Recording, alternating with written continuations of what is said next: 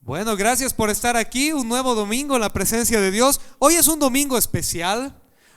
Hoy estamos oficialmente inaugurando este salón. Los que son parte de la iglesia saben que ya nos hemos estado reuniendo aquí por algún tiempo, pero hoy es la inauguración oficial. Hemos dado un tiempo en las reuniones entre la casa para poder darle tiempo a nuestros equipos que puedan organizarse, instalarse, tener todo en orden. Y hoy, gracias a Dios, podemos oficialmente declarar inaugurado este salón. Le damos un aplauso a Dios por eso. Realmente es una enorme bendición y un regalo de Dios poder estar aquí durante el tiempo que el Señor nos tenga aquí. Tenemos invitados muy especiales hoy día, pero los voy a presentar en un momentito más. ¿Por qué? Porque en este momento, después de haber alabado al Señor, después de haberle cantado, después de haber tenido este momento íntimo con Él por medio de la música, el tiempo de la alabanza, que así la llamamos, no es otra cosa que un tiempo de oración con la música, un tiempo de intimidad con Él a través de la música. Así que, ¿qué les parece si hacemos un protocolo oficial? Y normalmente el invitado especial es al que le das el primer lugar. Nuestro invitado especial es Jesucristo, es el Señor, amén. Así que vamos a hablar de su palabra y después vamos a reconocer a todos los otros invitados especiales que están acá. Y hoy tenemos una pequeña palabra de la palabra de Dios, valga la redundancia, y se llama un hogar para todos. Vamos a hablar un poquito acerca de para quién es la iglesia un hogar. Pero antes de llegar ahí tenemos que poner un poquito de contexto, porque vamos a hablar acerca del libro de Gálatas. ¿Quiénes conocen el libro de Gálatas en la Biblia? ¿Sabían que hay un libro en la Biblia que se llama Gálatas? ¿Sí? Esa carta la escribió Pablo hacia la iglesia en Galacia. Hace unas semanas hemos hablado del final de la carta. ¿Se acuerdan cuando hemos hablado de vivir en el espíritu y vivir en la carne? Hemos hablado de la ley de la siembra y la cosecha. Bueno, hoy vamos a hablar un poquito, nos vamos a retroceder al capítulo 3 de Gálatas. Pablo en el capítulo 3, a partir del versículo 15 en adelante, introduce un nuevo párrafo, una nueva idea y empieza a hacer un contraste entre la ley y la promesa.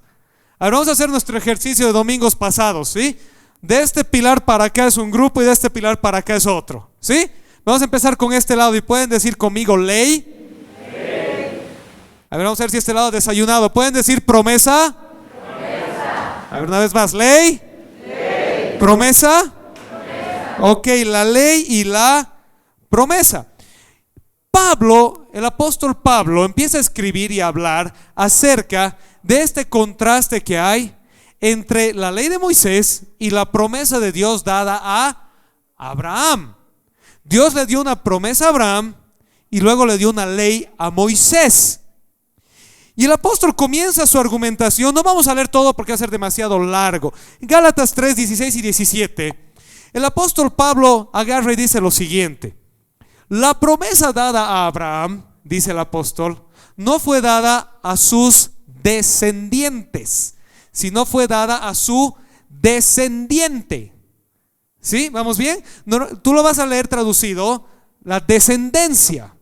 Pero la palabra que está usando por detrás, la palabra de fondo, es la palabra simiente, semilla en el griego. Y Pablo está argumentando y está diciendo, ¿saben qué? Dios no le dio una promesa a Abraham diciéndole esta promesa es para tus descendientes, sino es para tu descendiente, refiriéndose a uno en particular. Y el apóstol Pablo argumenta y dice, este descendiente es, ¿quién creen que es? ¿De quién estaba hablando? Jesús. Le damos un aplauso a la Teresa, por favor. Cristo. El apóstol Pablo viene y dice, la promesa que Dios le dio a Abraham, que le dijo, es a tu descendiente, en tu descendiente serán benditas todas las familias de la tierra. Esa promesa era dada a uno en particular. Y el apóstol Pablo dice en Gálatas capítulo 3 que ese es Cristo, no es otro que Jesucristo. Jesucristo es el heredero de la promesa prometida.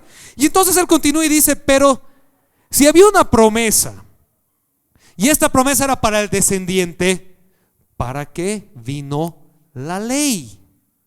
¿Para qué vino la ley? Porque la ley fue dada 400 años después de la promesa. Y en este mismo capítulo de Gálatas el apóstol hace esta pregunta: si Dios ya le dio una promesa a Abraham, ¿para qué mandó su ley? Y él nos responde y nos dice que la ley vino, número uno, para mostrar a las personas su condición de pecado, para encerrarlo todo en pecado. ¿Sabes qué pasa? Dios le dice a Abraham: en tu descendiente serán benditas todas las naciones de la tierra. Pero hasta que ese descendiente llegue, Abraham tuvo muchos descendientes. Todo el pueblo de Israel son descendientes de Abraham. Y había el riesgo, y no solo era un riesgo, había una garantía. Y es que los descendientes de Abraham se iban a desenfrenar, iban a dar rienda suelta a su pecado. ¿Por qué te digo que es una garantía? Porque es una garantía universal del ser humano. Te voy a hacer una pregunta: ¿qué le enseñas a tu hijo? ¿A portarse bien o a portarse mal? ¿Por qué le tienes que enseñar a portarse bien? Porque a portarse mal aprende solito, ¿no ve? ¿Sí? Como dice el dicho, cuando tienes un hijo eres papá, cuando tienes dos eres árbitro, cuando tienes tres y eres guardia de seguridad. No estás agarrando uno, separando al otro y con el pie dirigiendo al otro. El ser humano tiene una naturaleza pecaminosa, una naturaleza que lo lleva a hacer lo que no es bueno. Los descendientes de Abraham también. Entonces Dios manda la ley para ser como un límite, una barrera y un espejo. Gálatas 3:22 dice: pero la Escritura declara que todo el mundo es prisionero del pecado, para que mediante la fe en Jesucristo lo prometido se les conceda a los que creen. Tarea número uno de la ley: la ley hace a la vez de espejo y muralla. La ley llegó a los descendientes de Abraham, a los israelitas, para ser de espejo. ¿Cómo de espejo? Tú puedes no darte cuenta que tenías una mancha en tu cara, que se te había manchado la corbata o que estabas despeinado, hasta que te ponen un espejo. Y cuando ves al espejo dices: atatay, ¿no ve? ¿Sí? Todo el día había estado con mi miga en la nariz y no me di cuenta. Todo el día había estado con mi mancha aquí de mi salteña y no me di cuenta. El espejo te muestra tu condición. Eso es lo primero que hace la ley. Nos muestra nuestra condición. Define la situación del ser humano, que somos pecadores.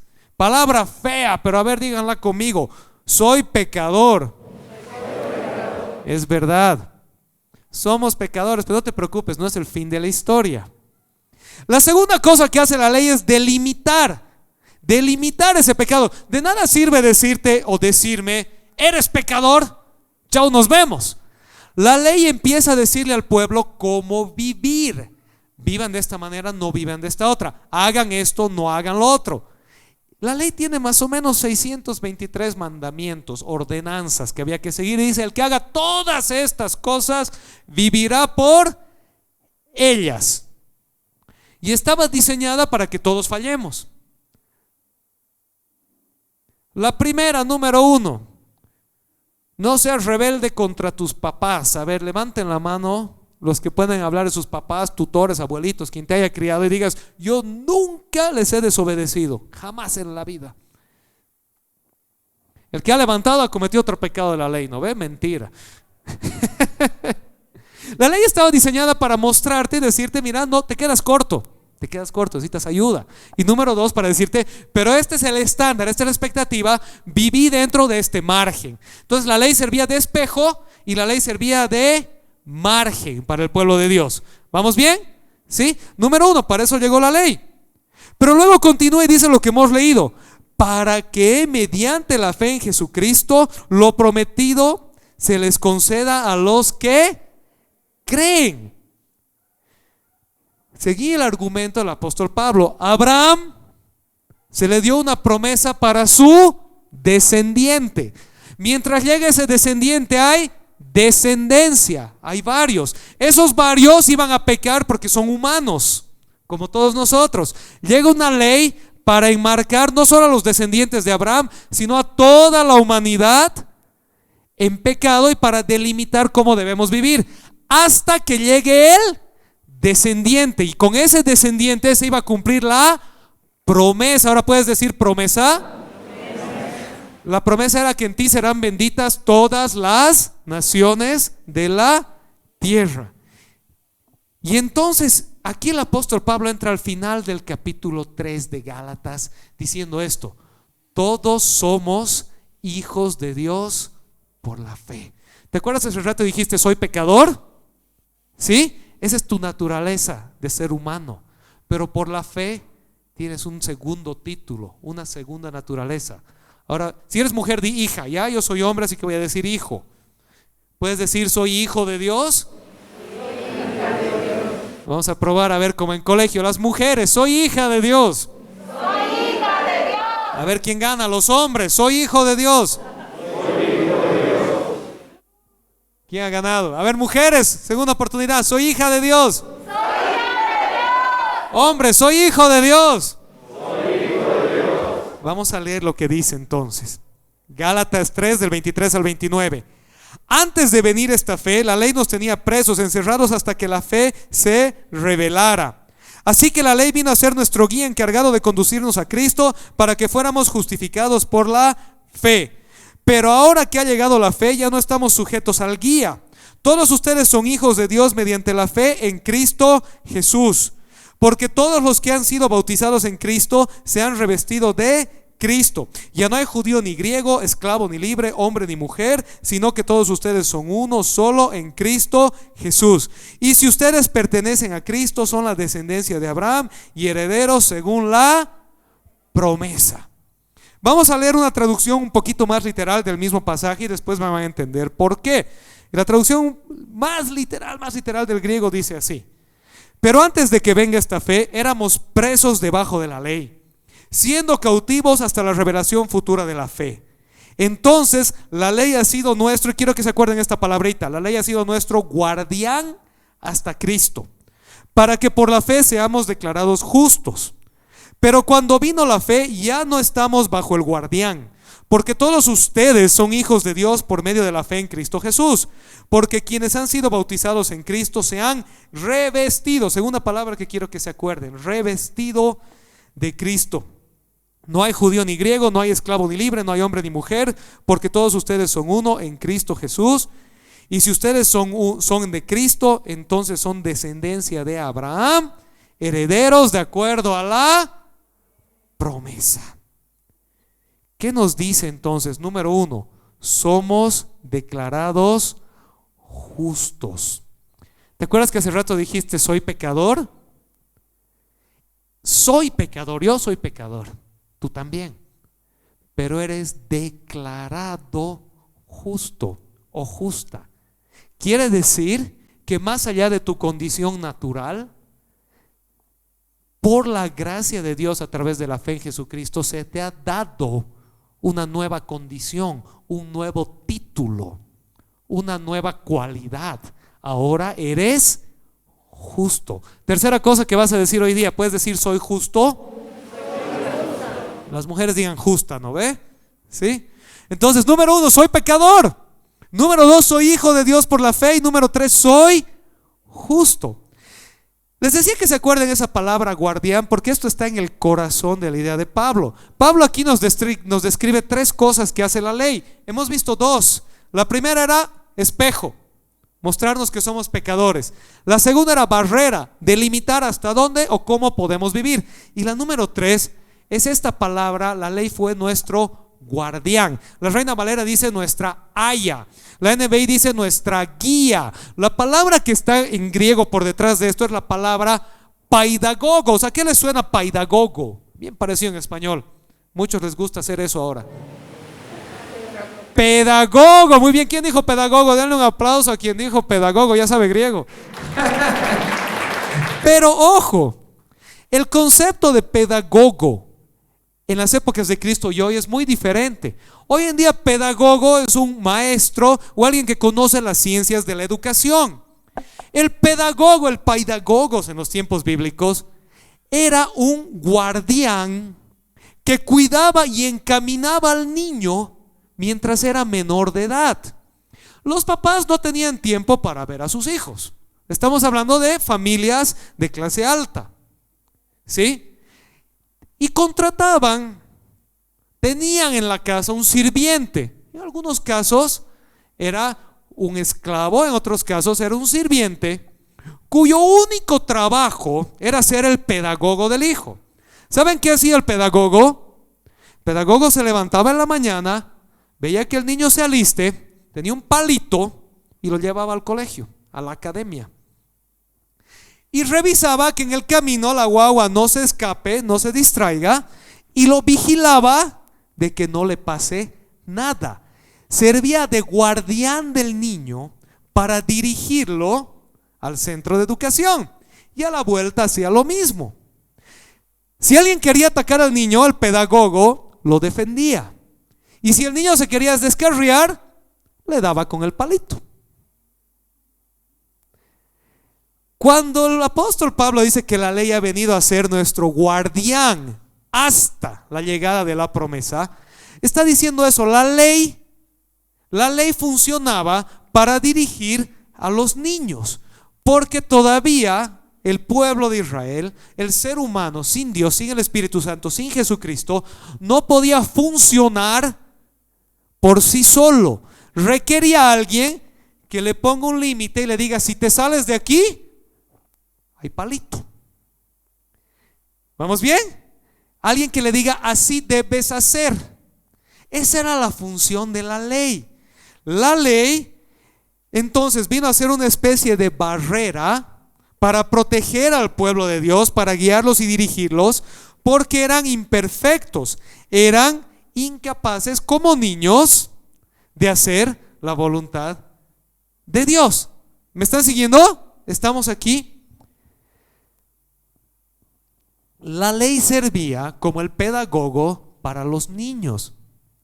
El apóstol Pablo continúa en el capítulo 4, que no lo vamos a leer, diciendo que cuando el niño es menor de edad, eso no pasa hoy, tienes que moverte en tiempo y espacio al siglo I. Pero el apóstol dice que cuando el niño es menor de edad, no tiene derechos y es igual a un esclavo en la casa. Pero cuando llega a la mayoría de edad, entonces es heredero.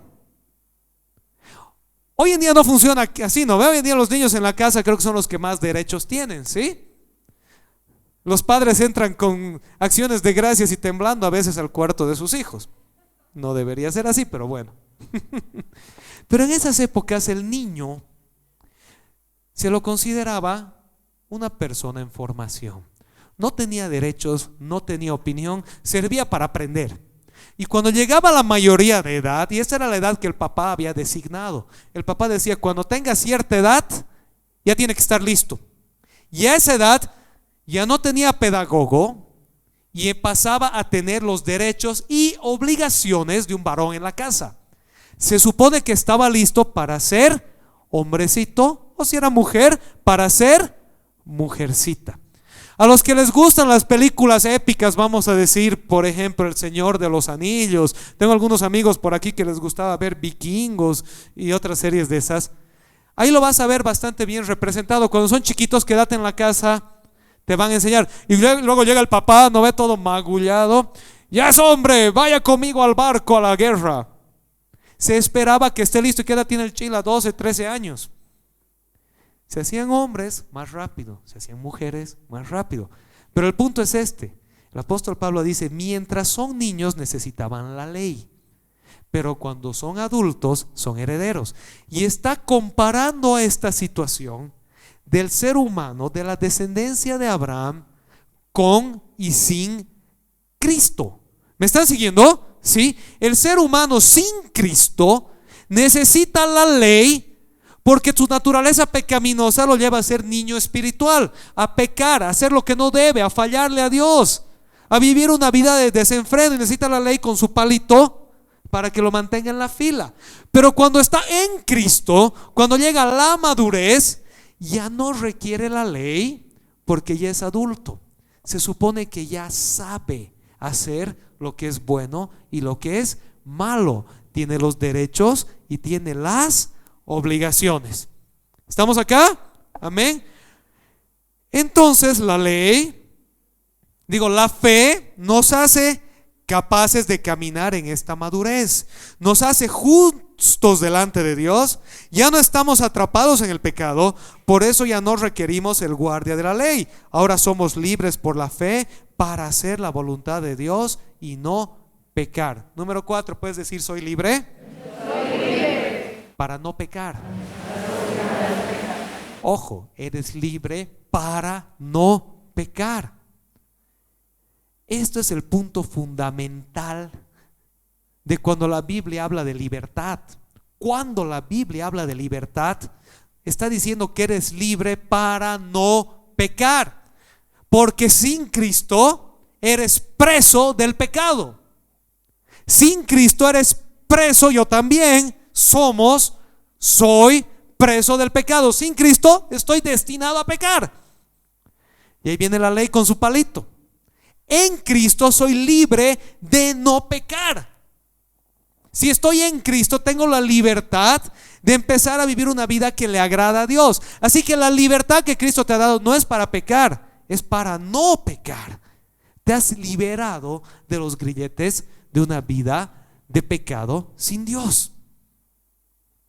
¿Amén? ¿Alguien está aquí? ¿Amén? ¿O les gusta pecar? No sé, mejor no pregunto. Y entonces el apóstol Pablo concluye y dice: ahora somos hijos e hijas de Dios. Seguí la idea del concepto. El niño, aunque era hijo biológico, no tenía los derechos hasta llegar a la mayoría de edad. Tenía un guardián que lo vigilaba. Cuando se hizo adulto, tenía los derechos y obligaciones de hijo. Amén, ¿estamos acá? Nosotros en Cristo ahora somos adultos, somos hijos con todos los derechos y obligaciones. ¿Están aquí, iglesia? Amén. Y dice entonces: todos ustedes son hijos e hijas de Dios mediante la fe en Jesucristo, porque todos los que han sido bautizados en Cristo se han revestido de Cristo. Y entonces aquí viene el otro punto que les dije que se acuerden: bautizados en Cristo y revestidos de Él. Y Pablo aquí está hablando en términos espirituales, Charlie, ¿no ve? En términos espirituales, no humanos. El apóstol Pablo, cuando está diciendo ustedes se han bautizado y revestido de Cristo, esto es lo que está diciendo. Por la fe, contexto, por la fe en Cristo, ustedes espiritualmente han tenido una identificación con Cristo. En otro lugar el apóstol Pablo dice: han muerto con Él y han vuelto a nacer con Él. El apóstol Juan lo llama nuevo nacimiento. Han muerto a la vieja vida y han nacido a la nueva vida. Aquellos que por la fe se han identificado con Cristo, que han sido bautizados en Cristo, llenos del Espíritu Santo de Cristo, ahora son hijos de Dios. Ya no son niños bajo la ley, son adultos en Cristo con todos los derechos y obligaciones. Y por eso dice que se han revestido de Cristo. Última palabra de la mañana, ¿puedes decir revestido? Revestido. Otra vez, revestido.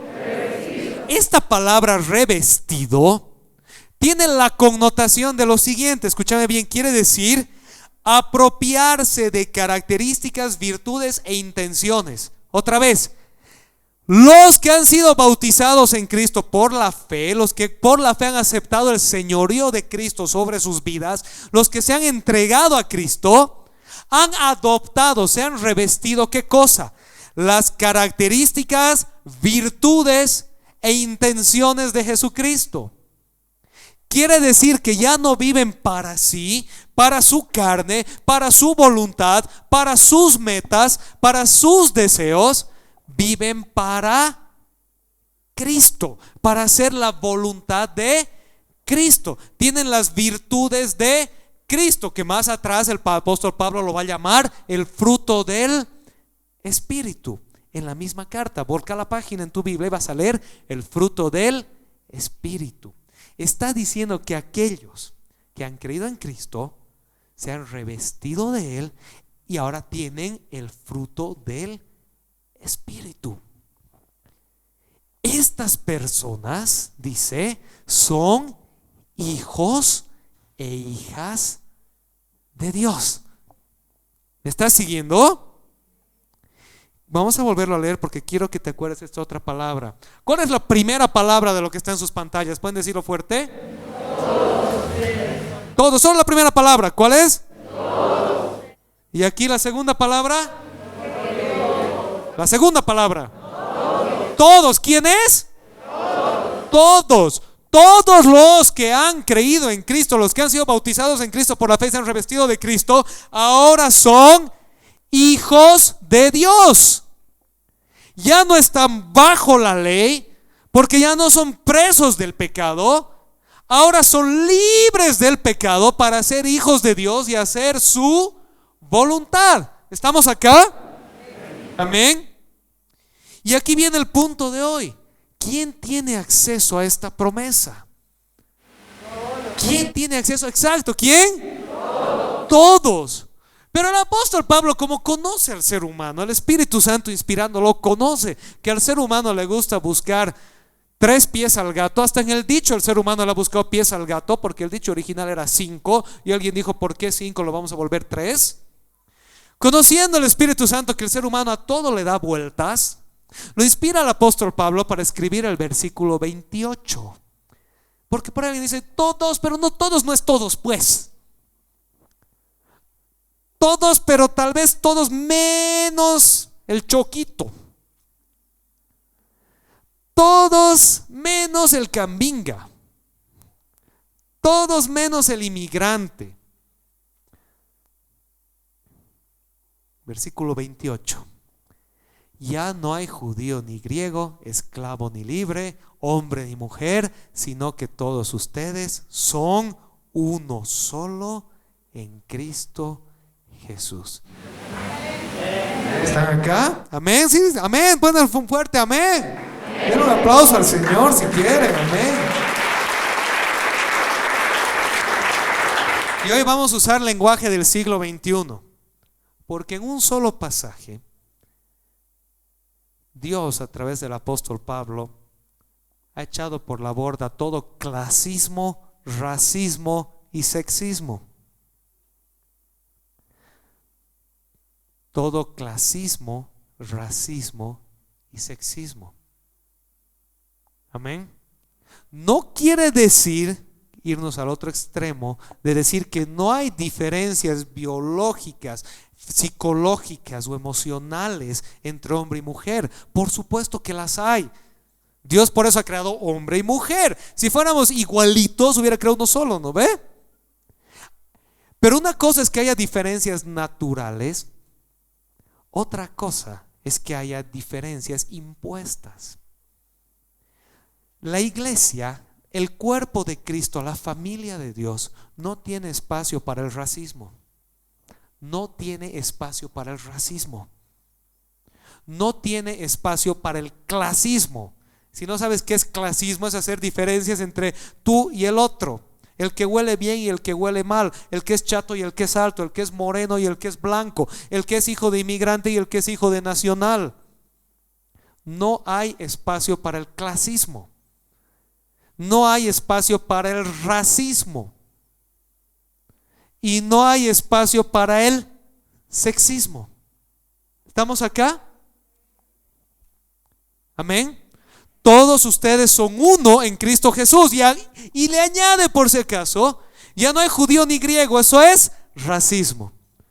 Ya no hay hombre ni mujer, eso es sexismo. No hay esclavo ni libre, y eso es clasismo. Y es un no enfático en el griego. No hay espacio para eso en la iglesia, porque todos ustedes, por la fe en Cristo Jesús, son herederos de la promesa. Son uno en Cristo. Les voy a dar una última pildorita esta mañana y con eso vamos a ir terminando. Cuando dice ustedes han sido bautizados en Cristo, en griego hay dos maneras de decir esa frase. Hay varias, pero hay dos preposiciones que se pueden usar: la proposición en y la proposición eis. La proposición en quiere decir literalmente en. Mi tablet está en el púlpito. La proposición eis tiene una connotación de hacia. Hacia, ¿sí? Si vas a decir, por ejemplo, estoy en el auto, estás adentro del auto, ¿no ve? No estás sentado encima del auto. Ahí usarías la preposición eis, ¿sí? Te sientas en la silla, es en. El apóstol Pablo utiliza eis. Ustedes han sido bautizados en Cristo, dando a entender que hemos sido introducidos a la relación con Cristo. No solamente es una identificación, es una introducción. Y el apóstol Pablo desarrolla este concepto en Efesios cuando dice que somos el cuerpo de Cristo. Nosotros por la fe somos parte del cuerpo de Cristo. Y les hago esta pregunta, por esto es importante: ¿cuántos cuerpos tiene Cristo? ¿Y Cristo tiene cuerpo de primera, segunda y tercera clase? ¿O todo el cuerpo de Cristo tiene la misma dignidad? ¿Sí o no? Todo el cuerpo de Cristo tiene la misma dignidad. Entonces, ¿quién es el que hace diferencias? ¿Cristo o el ser humano? El ser humano. Pero ¿sabes qué? Si alguien está en Cristo por la fe, tiene la misma dignidad que tú. Es parte del mismo cuerpo que tú. Ha sido declarado justo igual que tú. Es hijo tanto como tú. Y es heredero de la misma promesa que tú. Amén. Míralo al que tienes al lado rapidito. Observa, míralo un ratito al que tienes al lado. Mira a un lado, mira al otro. No sé si lo conoces o no lo conoces, o la conoces o no la conoces, pero ¿sabes qué? Es parte del mismo cuerpo que tú. Tiene la misma dignidad que tú. Es amado o amada igual que tú. Y por barbarito que haya sido cuando estaba bajo la ley, hoy como hijo de Dios es declarado justo igual que tú. Amén. Es heredero de la promesa. Y la última pregunta: ¿cuál es la promesa? La promesa que Dios le hizo a Abraham. Por eso había que empezar desde el principio, porque Dios le dijo a Abraham: en ti serán benditas todas las naciones de la tierra, en tu descendencia. ¿Cuál descendencia? Dice Pablo, en Jesús. En Jesús son benditos ¿quiénes? Todos. ¿Todos quiénes? Todos los que están en Cristo. En Cristo. Los que están sin Cristo siguen presos del pecado, bajo la guardia de la ley. Lo sepan o no lo sepan. Los que están en Cristo han pasado de la edad del pedagogo y han entrado a la edad adulta. Son libres del que los guía con palo, porque ya saben lo que está bien y lo que está mal. Ya pueden vivir como el Padre espera y son herederos de la promesa del Padre. Amén. ¿Me están siguiendo? ¿Cuál es la promesa? Que son justificados por medio de la fe y que son herederos de la bendición de Dios. Son herederos del reino de los cielos. Son herederos de la comunión del Padre. Son herederos del Espíritu Santo. Amén. ¿Podemos ponernos de pie, por favor?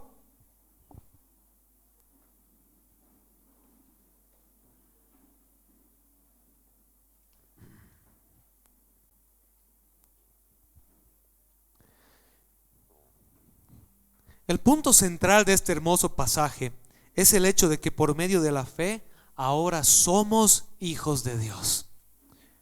¿Puedes decir una vez más: soy hijo de Dios? Soy hija de Dios.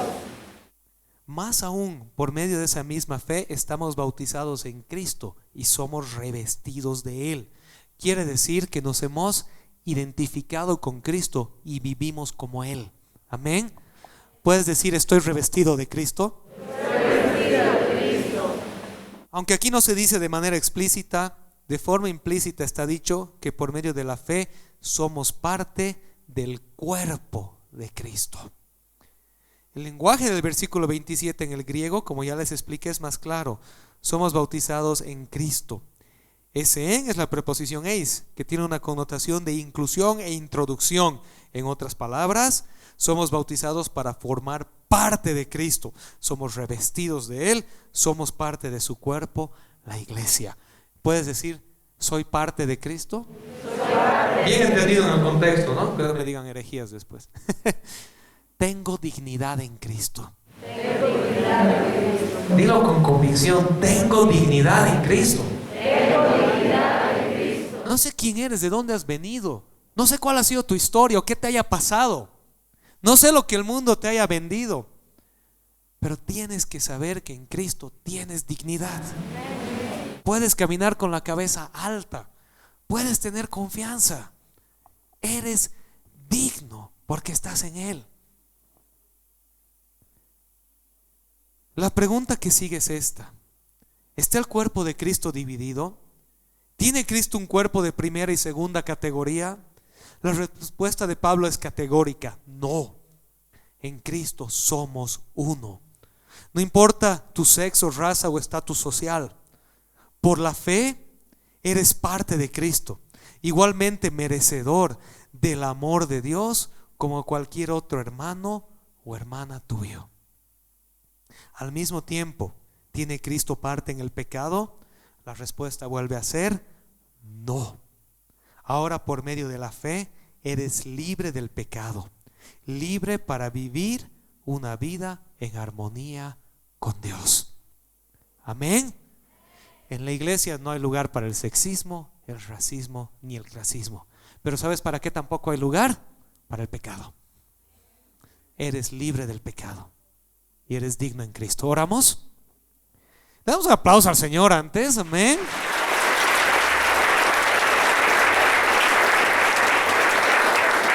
Vamos a orar. Señor, te damos gracias el día de hoy. Señor, hoy porque oficialmente queremos organizar este lugar. Señor, este es un edificio. Es un edificio que puede ser usado para miles de propósitos, pero tú escogiste que sea usado para glorificarte a ti. Hoy te damos gracias porque es tu provisión, es tu designio eterno que nos trae aquí. Pero Señor, ¿de qué serviría este lugar si aquí tu iglesia no se congrega para exaltarte a ti? Y Señor, ¿cómo podría ser la iglesia la sal y la luz si pierde su esencia? La iglesia es tu cuerpo. La iglesia es tu hija. Es la novia de Cristo. Tanta simbología que hay en la palabra, Señor, acerca de la identidad de la iglesia. Pero toda esta simbología apunta a estos dos principios fundamentales, Señor. En tu iglesia no hay lugar para la discriminación. Hay lugar para la armonía. Señor, en tu iglesia no hay lugar para el pecado. Hay lugar para la libertad del pecado que obtenemos en ti. Padre amados, todos somos humanos y nos quedamos cortos más de una vez de estas verdades.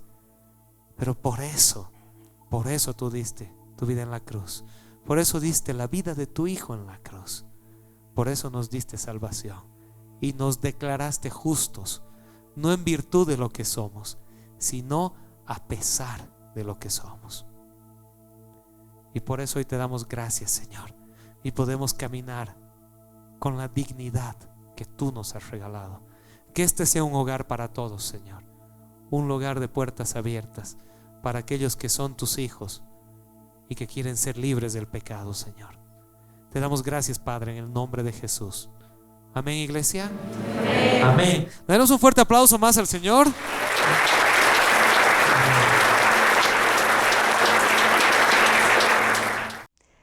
Hermanos, qué hermoso mensaje, qué hermoso momento. Espero que hayan sido tan bendecidos ustedes como lo he sido yo. Les deseo una muy linda semana, mucha bendición y no se olviden seguirnos en las redes sociales. Bendiciones.